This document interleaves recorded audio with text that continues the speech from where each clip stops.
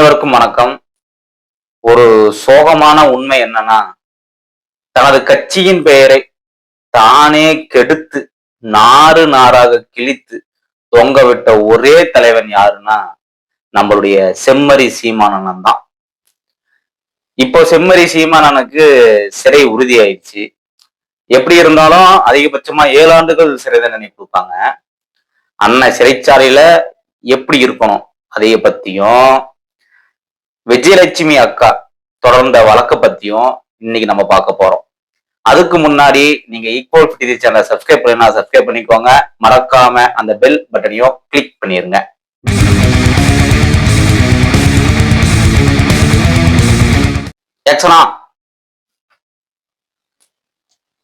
நான் நல்லவன்னு நினைச்சியா? ரொம்ப நல்லவன். யாருக்கும் தான் தெரியல. இன்னொரு காணொலியில நம்ம அண்ணன் என்ன சொல்லியிருக்காரு தெரியுங்களா? நான் கேடு கெட்டவன். இது நான் சொல்லல, உங்க அண்ணன் ஏதோ சொல்லியிருக்காரு. அந்த வீடியோ பார்த்துடலாமா? கேடு கெட்டவன். ஓகே, இப்போ உங்க அண்ணன் ஏதோ சொல்லியிருக்கிறாரு, நான் கேடு கெட்டவன்.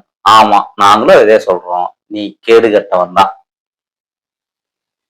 ரொம்ப கேடு கெட்டவன் தான் நீ. தெரிஞ்சு போச்சுல, உங்க வாயால இருந்தா நீங்களே தானே சொல்லியிருக்கிறீங்க உங்களை பத்தி கேடு கெட்டவன். ஆமா, நீங்க கேடு கெட்டவன் தான்.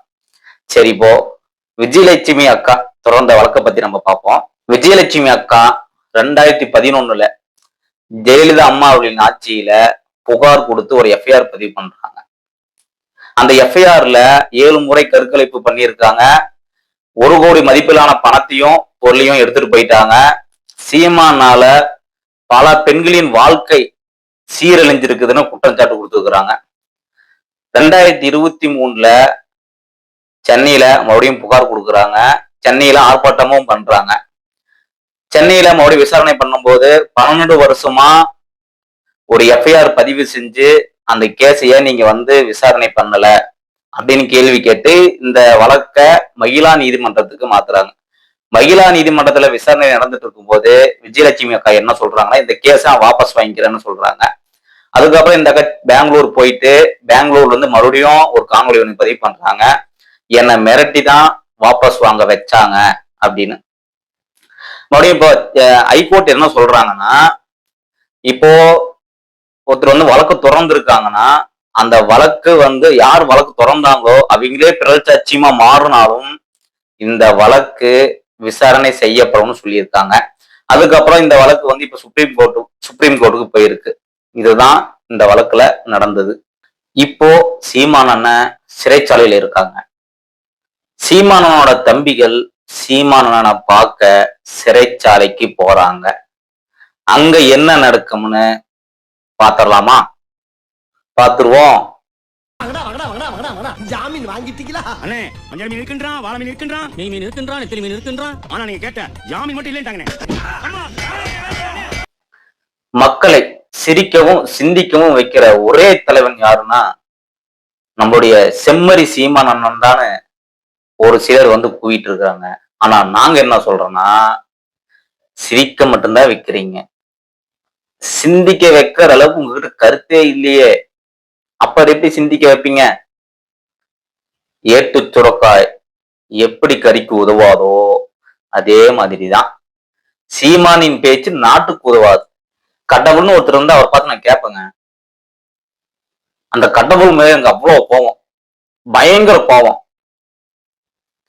கொஞ்சமா மானம், கொஞ்சமா சூடு, கொஞ்சமா சொரன் நம்மளுடைய சீமானனுக்கு கொடுத்துருக்கலாமேன்னு நான் கேட்பேங்க. கடவுளை பார்த்து நான் கேட்பேன், ஏன் நீங்க கொடுக்காம போயிட்டீங்க? நம்ம செம்மறி சீமானனால விஜயலட்சுமி அக்காவோட பிரச்சனைய 15 வருஷமா தீர்க்க முடியல. எப்படியும் தமிழ்நாட்டோட பிரச்சனைய தீர்க்க மாட்டாருன்னு தெரிஞ்சுதான் மக்கள் 15 வருஷமா ஒரு கவுன்சிலரை கூட தேர்ந்தெடுக்கல. ஒரு தவறு செய்தால் அதை தெரிந்து செய்தால் தேவன் என்றாலும் விடமாட்டாங்க விஜயலட்சுமி அக்கா.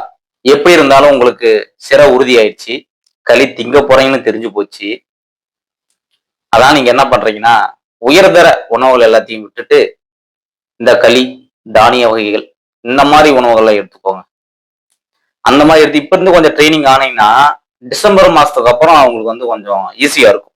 ஸோ அதனால நாங்க சொல்றோம், அங்க போய் நீங்க கஷ்டப்படணும் அவசியம் இல்லைல்ல. அதுக்காக சிறைக்கு செல்லவிருக்கும் நம்முடைய செம்மறி சீமானனுக்கு மனமார்ந்த வாழ்த்துக்கள். அடுத்த காணொளியில் உங்களை சந்திக்கும் வரை உங்களிடமிருந்து விடைபெறுகிறேன். நன்றி.